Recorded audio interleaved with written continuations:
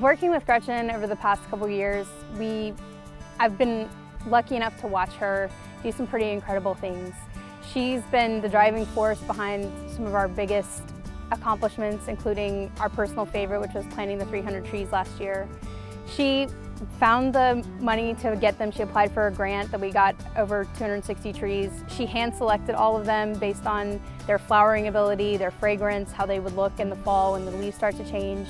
She was very thoughtful with where she wanted to put them in the parks, and she picked the 3 parks that we put them in. One place that she picked included planting all of these, our tallest live oaks that we got along this 1-mile stretch of walking trail that currently had 0 shade before. And you can already, not even a year later, see that they're thriving in that area and how beautiful of a walking path that's going to be in our lifetimes for sure. For me, community service wasn't just something that I stumbled into. It was really more of a learned behavior.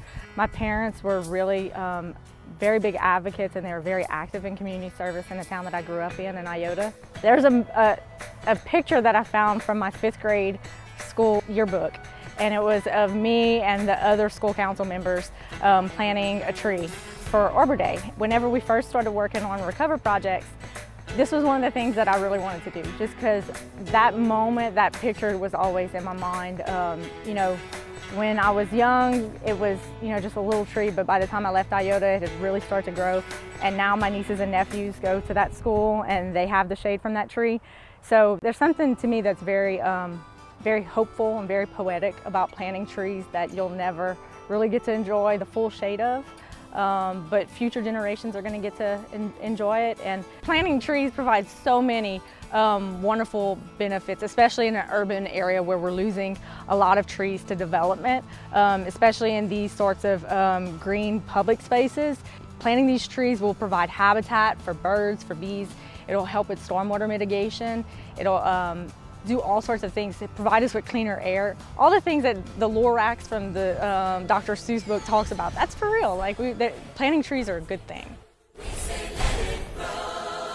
Last year we had such a positive response from the local news organizations to some of the neighborhood groups to the Lafayette Consolidated Government and Project Front Yard. Our members loved it. They loved coming out here and seeing the kids really kind of engage with us while we were doing it, that we set aside some money to do it again.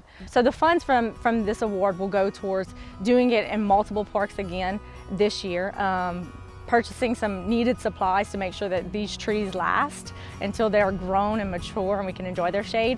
And then also it's going to help us do something that we wanted to do last year but we just didn't have the funds to do, and that is really go in each parish in Acadiana, pick an elementary school and work with some of the elementary students to plant trees so that way they can learn the same sort of lesson that I learned 20 years ago. That's something that we really want to do. We want to share that lesson with young children, so by the time they come of age and they're in nonprofit organizations, they'll be doing it as well. Gretchen always has this saying that she says, which is the best time to plant a tree was 30 years ago, but the second best time to plant a tree is today.